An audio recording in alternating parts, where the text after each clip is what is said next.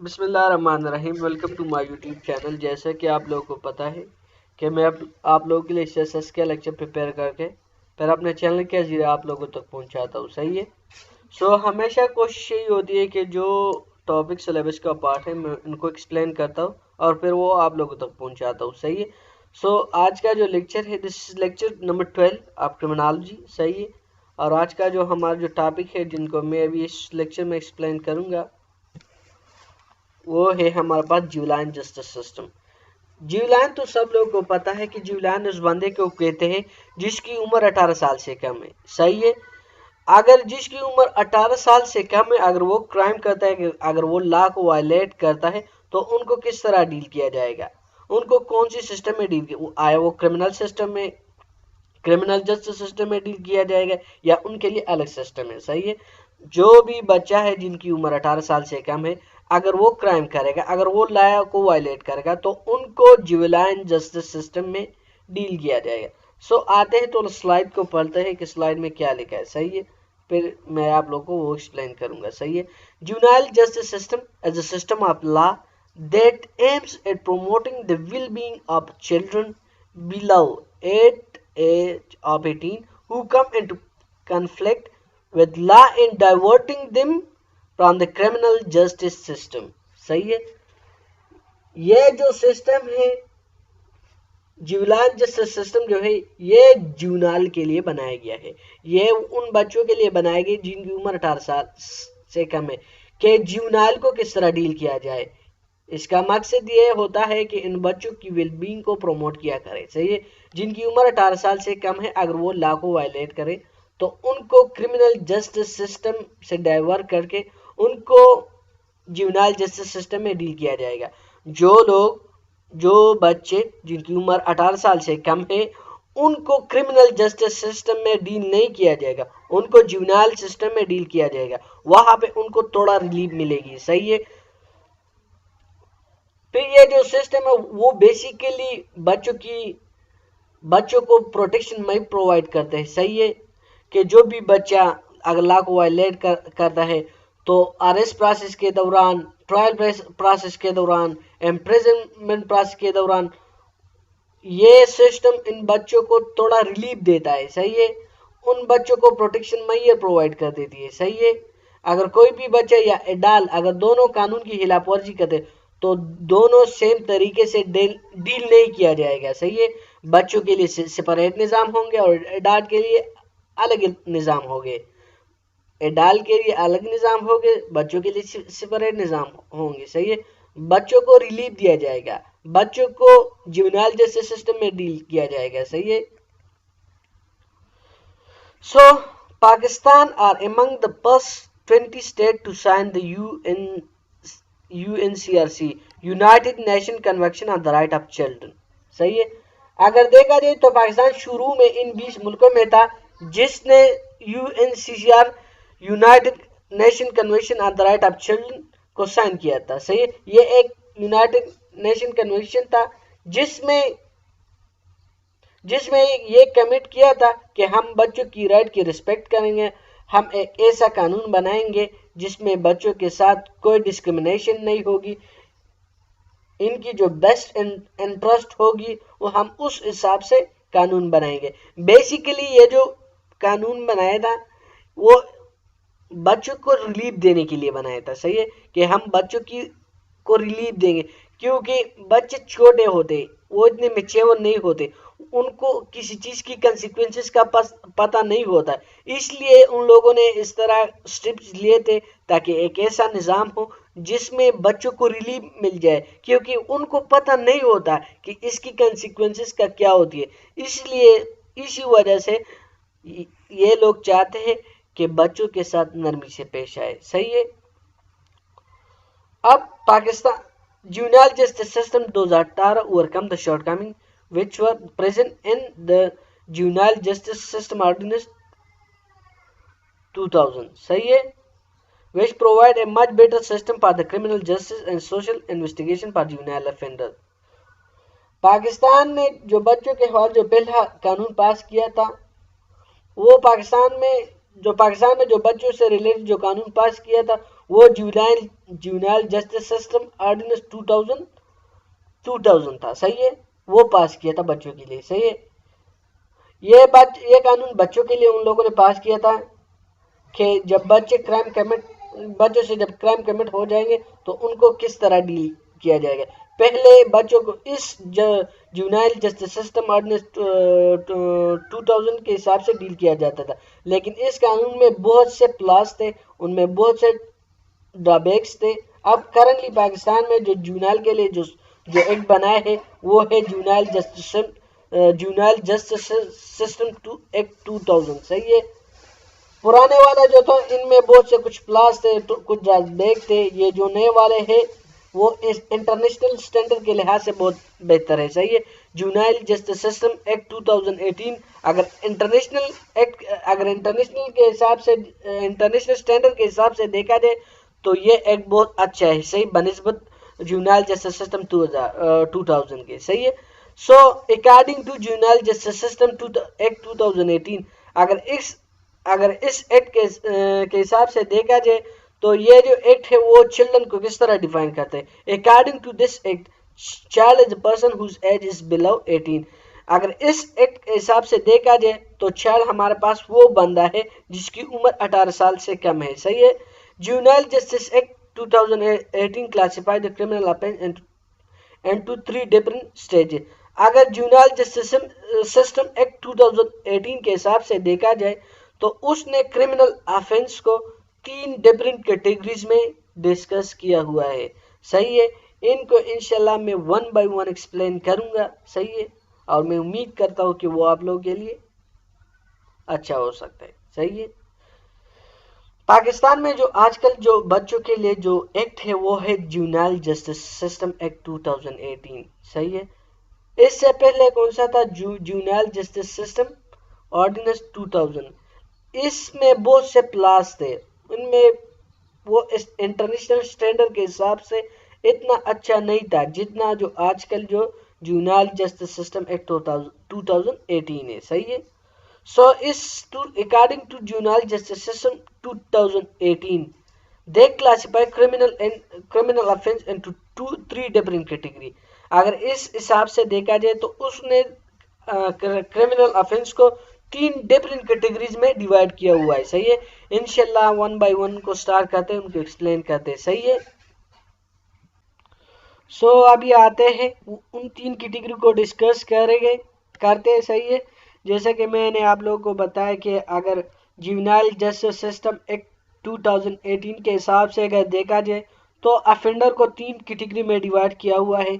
इनमें एक है माइनर अफेंडर, दूसरा हमारे पास है मेजर अफेंडर, तीसरा हमारे पास है हीनियस अफेंडर, सही है। इंशाल्लाह मैं उनको 1 बाय 1 एक्सप्लेन करूंगा, सही है। आते हैं माइनर अफेंडर को डिस्कस करते हैं कि इसमें कौन सी पनिशमेंट दी जाएगी, कितनी पनिशमेंट दी जाएगी, क्या इसमें बेल ग्रांट किया जाएगा या नहीं, सही है। इनको मैं डिटेल के साथ इंशाल्लाह एक्सप्लेन करूंगा, सही है। सो आते तो स्लाइड को पढ़ते फिर उनको डिस्कस करते, सही है। Minor offender which mean an offence for which maximum punishment under Pakistan penal code 1860 is imprisonment for up to 3 years with or without fine. A juvenile is entitled to bail in minor offense with or without surety bond by the juvenile court.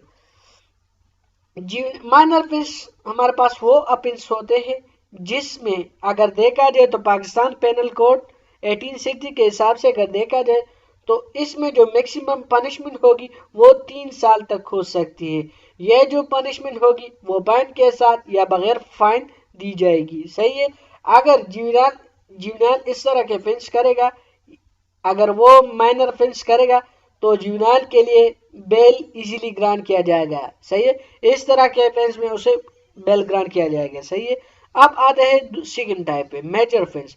Major offence हमारे पास कौन सा होता है, इनमें कौन सी punishment दी जाएगी, कितने साल तक उन प्रिजन में रखा जाएगा, सही है। सो आते हैं स्लाइड को थोड़ा पढ़ते। which mean an offense for which punishment under Pakistan Penal Code 1860 is imprisonment of more than 3 years up to 7 years with or without fine, bail should be granted with or without surety bond by the juvenile court।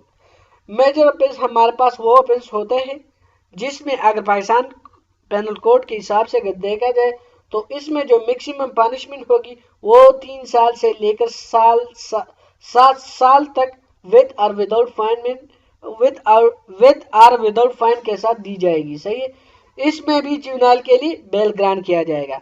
Last में हमारे पास है heinous offence, an offense which is serious, brutal or shocking to the public morality and which is punishable by the Pakistan Penal Code 1860 with death or life imprisonment।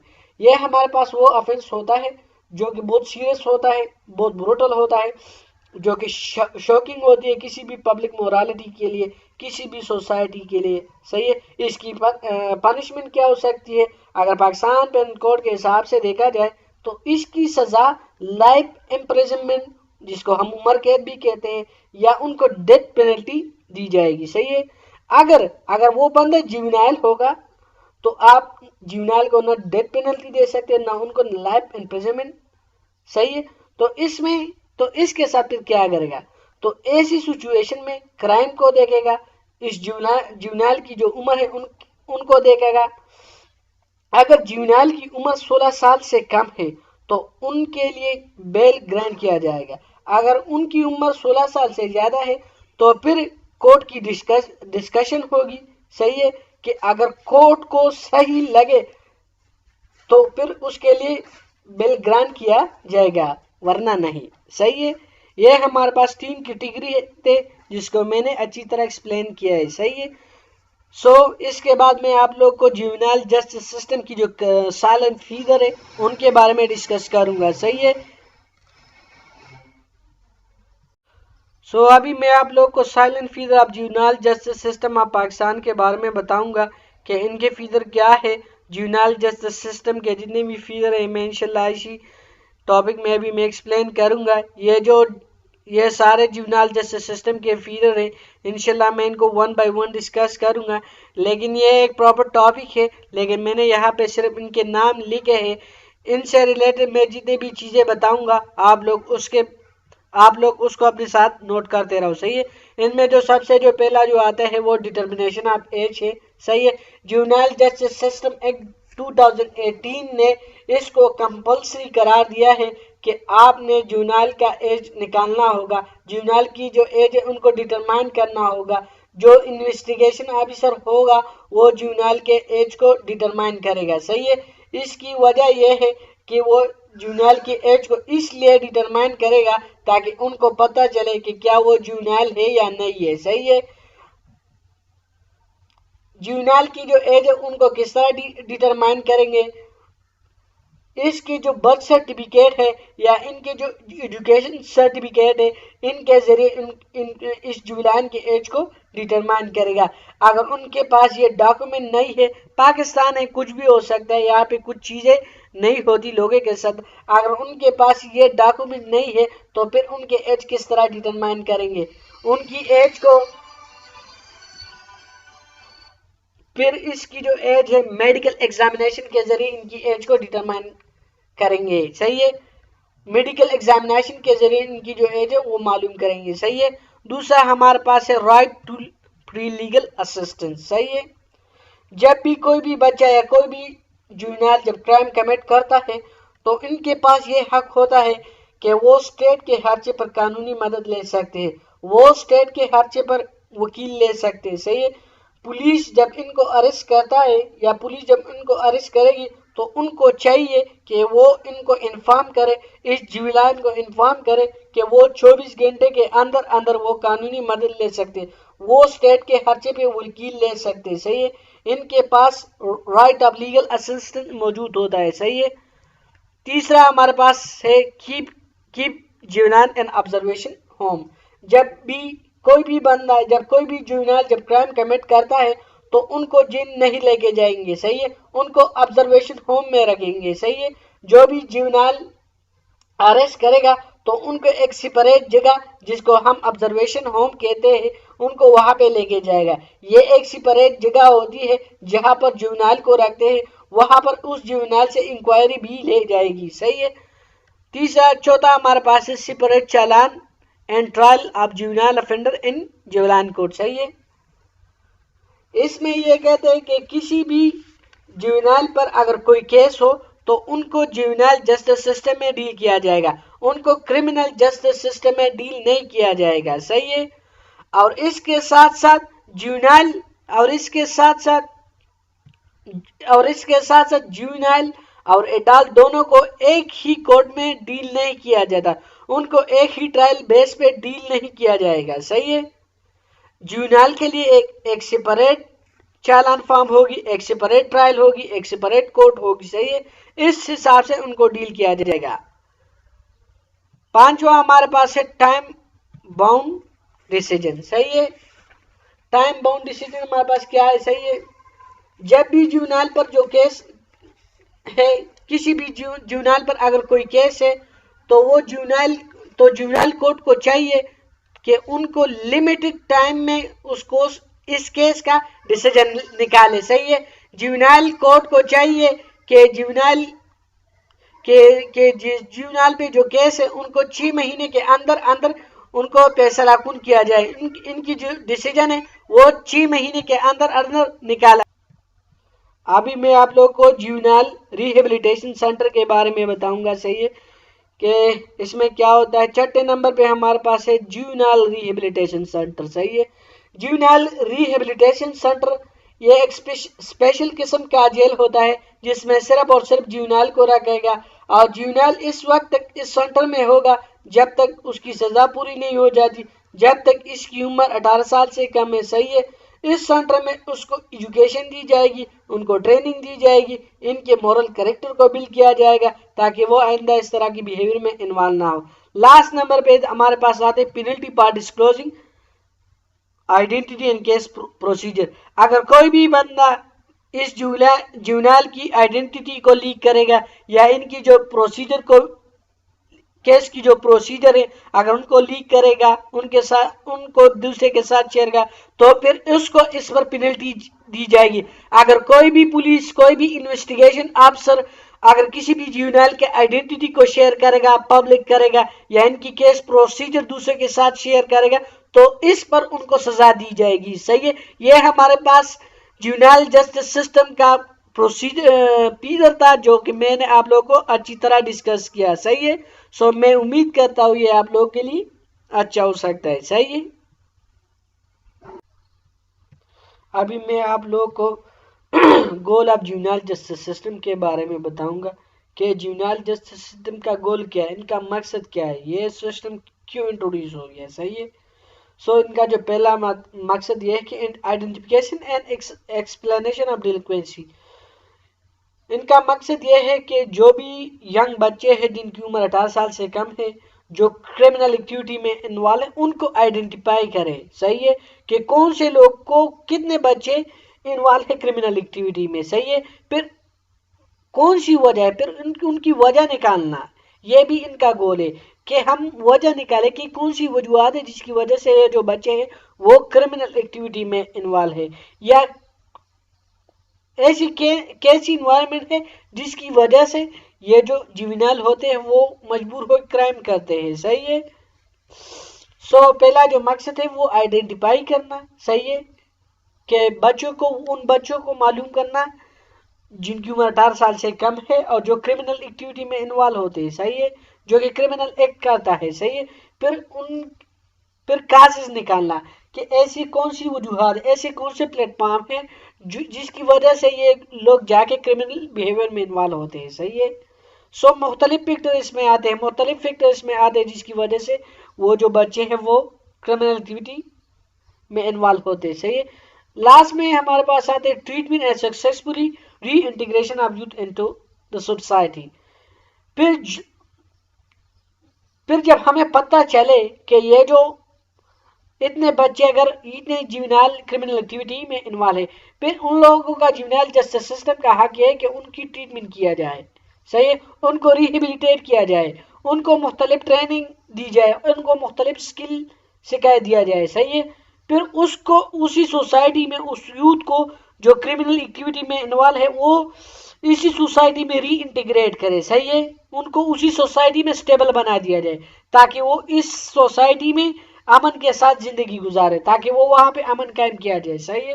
ताकि वो वहाँ की society के जो नॉर्म्स है, जो वैल्यूज है, उसके मुताबिक अमल करे। सही है।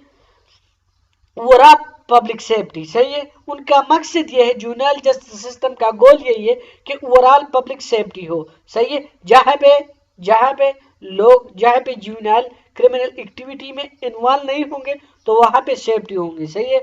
जहाँ पे क्राइम नहीं होगा वहाँ पे सेफ्टी होगा। उनका मकसद ये है कि उन लोगों को आइडेंटिफाई किया जाए जो लोग क्रिमिनल बिहेवियर में इन्वॉल्व होते हैं, फिर उनकी वजह निकाल दिया जाए कि ऐसे कौन सी वजूहत है जिसकी वजह से ये जो लोग हैं वो क्रिमिनल बिहेवियर में इन्वॉल्व होते हैं, फिर इनकी ट्रीटमेंट किया जाए, उनको रिहेबिलिटेट किया जाए, उनको मुख्तलिफ स्किल दिया जाए। वो उसके लिए वो मुख्तलिफ टीचर प्रोवाइड करके वहाँ पे उनको ट्रेनिंग दी जाती है। सही है। और फिर लास्ट में जब ये उनको ट्रीटमेंट दिया जाएगा तो वो फिर सोसाइटी में रीइंटीग्रेट होगा, वो सोसाइटी की नॉर्म्स और जो वेल्यूज उनके मुताबिक एक्ट करेगा, और फिर वहाँ पे एक पब्लिक सेफ्टी होगी। जहाँ पे क्राइम नहीं होगा वहाँ पे पब्लिक सेफ्टी होगी। सही है। तो इसलिए जुवेनाइल जस्टिस सिस्टम का मकसद ये है कि उन लोगों का सफाया करे कि एक ऐसा माशरा हो कि जिसमें क्रिमिनल एक्टिविटी बिल्कुल नहीं हो। जहाँ पे क्रिमिनल एक्टिविटी नहीं होगी वहाँ पे ओवरऑल पब्लिक सेफ्टी होगी। सही है। अब आते हैं official statistic of juvenile. During 2009, Pakistan juvenile system has continued to face chronic challenges due to inadequate infrastructure, insufficient financial and human resources, overcrowded prison, and the lack of political will for the reforming of the system.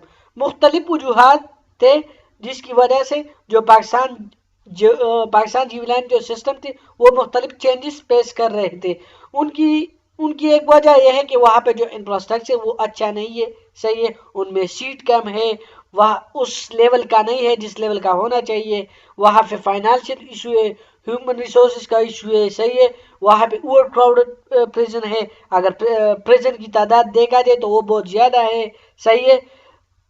फिर जो political system है वो भी इस तरह काम नहीं करता जिस तरह करना चाहिए। सही है।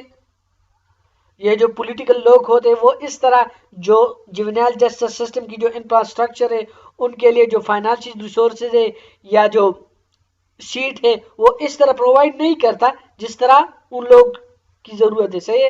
Across Pakistan there are 133 different type of prison operational. सही है। अगर पाकिस्तान में देखा जाए, सही है, तो 113 मुख्तलिफ प्रिजन करेक्शन सिस्टम है। सही है। मुख्तलिफ जेल है वहाँ पे। सही है। और उनकी जो कैपेसिटी है वो 80,145 प्रिजनर की है। सही है। फिर juvenile offender and detention, national and वो जुवेनाइल ऑफेंडर जो डिटेंशन में इनका जो स्टेटिस्टिक डेटा है वो मैंने नेक्स्ट स्लाइड पे लिखा है। सही है। वो ये सही है। 2005 में जो 2005 से लेकर 2019 तक ये हमारे पास वो जुवेनाइल प्रिजनर थे जो अंडर ट्रायल थे और वो जुवेनाइल जो कन्विक्टेड थे, उन दोनों का डेटा है। सही है। 2005 से लेके 2019 तक। ये सिंपल है, आप लोग खुद अपने लिए देख सकते हो। सही है।